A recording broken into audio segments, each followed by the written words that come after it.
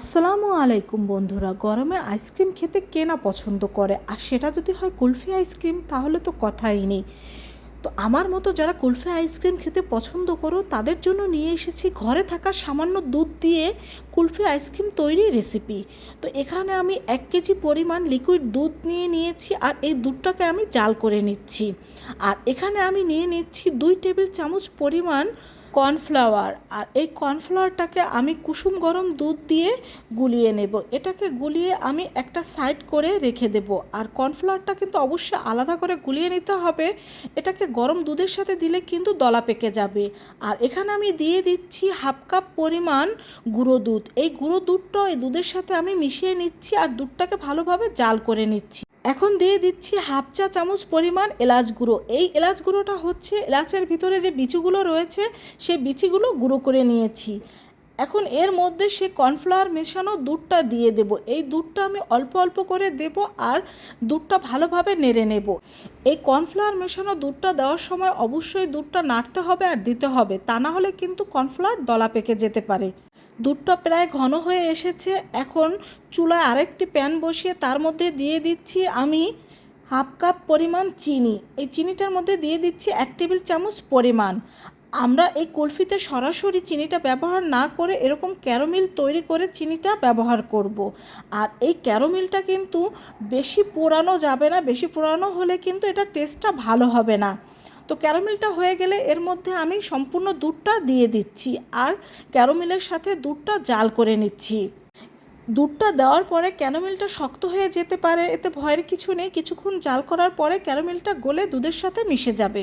তো এরই মধ্যে আমাদের দুধটা জাল করা হয়ে গেছে। দেখুন এরকম অবস্থা আমি দুধটাকে নামিয়ে নেব। এটাকে ঠান্ডা করার পরে দেখুন এরকম ঘন হয়ে গিয়েছে। এখন এখানে আমি একটা ব্লেন্ডারের জার নিয়ে নেব আর এর মধ্যে এই মালাইটা দিয়ে দেব। মালাইটা দিয়ে দেওয়ার পরে এটাকে আমি ভালোভাবে ব্লেন্ড করে নেব। তো দেখুন ব্লেন্ড করার পরে কিন্তু এই মিশ্রণটা অনেকটা পাতলা হয়ে গিয়েছে। এখন এখানে আমি তোমাদের দুইভাবে আইসক্রিম তৈরি করে দেখাবো। এখানে আমি প্রথমে একটা স্টিলের গ্লাস নিয়েছি আর নিয়েছি কাচের গ্লাস। এর মধ্যে মালাইটা দিয়ে দিচ্ছি। আর এখানে আমি তোমাদের আইসক্রিমের মোল্ডের মধ্যে একটা আইসক্রিম তৈরি করে দেখাবো। তো মোল্ড ছাড়া আর মোল্ড দিয়ে দুই রকমভাবে এখানে আইসক্রিম তৈরি করে তোমাদের দেখিয়ে দিচ্ছি। এখন এই গ্লাস দুটোকে এইভাবে করে কাগজ দিয়ে ভালোভাবে ঢেকে রাবার দিয়ে আমি এভাবে করে আটকিয়ে দেব।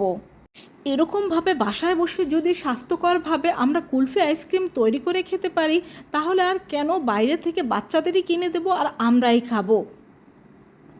তো এখন এগুলো আমাদের রেডি হয়ে গিয়েছে। এখন এটাকে আমি ডিপ ফ্রিজে রেখে দেবো 7-8 ঘন্টার জন্য। তো 7-8 ঘন্টা পরে কিন্তু এগুলো আমি ডিপ ফ্রিজ থেকে বের করে নিয়েছি। আর একটা পাত্রে আমি এখানে নিয়ে নিয়েছি স্বাভাবিক তাপমাত্রার পানি। এখন এই পাত্রটার মধ্যে আমি আইসক্রিমের মোল্ডগুলো দিয়ে দেব। মাত্র 2 মিনিটের জন্য এটা আমরা এভাবে করে পানির মধ্যে রেখে দেব। এতে আইসক্রিমগুলো আমাদের ডিমোল্ড করতে অনেক সুবিধা হবে। তো প্রথমে আমি তোমাদের আইসক্রিমের মোল্ড থেকে আইসক্রিম ডিমোল্ড করে দেখিয়ে দিচ্ছি। দেখো কত পারফেক্টভাবে আমাদের কুলফিটা তৈরি হয়ে গিয়েছে। আর এর উপরে একটু বাদাম দিয়ে দিচ্ছি। দেখো এটাকে আরও লোভনীয় লাগছে দেখতে। আর গরম থাকার কারণে কিন্তু এটাকে আমি 2 মিনিট রেখেছিলাম পানির মধ্যে, কিন্তু গরম থাকার কারণে এটা একটু বেশি গলে গিয়েছে। এখন এগুলোকে আমি তোমাদের ডিমোল্ড করে দেখিয়ে দিচ্ছি। তো সবগুলোকে আমি ডিমোল্ড করে নিয়েছি। এখন একটা আইসক্রিম তোমাদের আমি কেটে দেখিয়ে দিচ্ছি। দেখো কত পারফেক্টভাবে আমাদের কুলফি মালাই আইসক্রিমটা তৈরি হয়ে গিয়েছে। বন্ধুরা, রেসিপিটি ভালো লেগে থাকলে অবশ্যই চ্যানেলটা সাবস্ক্রাইব করে আমার পাশে থাকবে আর তোমার বন্ধুদের সাথে শেয়ার করবে। তো দেখতেই পাচ্ছ আইসক্রিমগুলো কত পারফেক্টভাবে হয়েছে। আর এভাবে করে আমি সবগুলো আইসক্রিম কিন্তু কেটে নিয়েছি। দেখো অতিরিক্ত গরম থাকার কারণে আইসক্রিমগুলো খুব তাড়াতাড়ি গলে গিয়েছে। আর ভালো লাগলে অবশ্যই কমেন্ট করে জানাবে আর বাসায় তৈরি করে সবাইকে খাওয়াবে, দেখবে সবাই তোমার প্রশংসা করবে। সবাই ভালো থেকো, খোদা হাফেজ।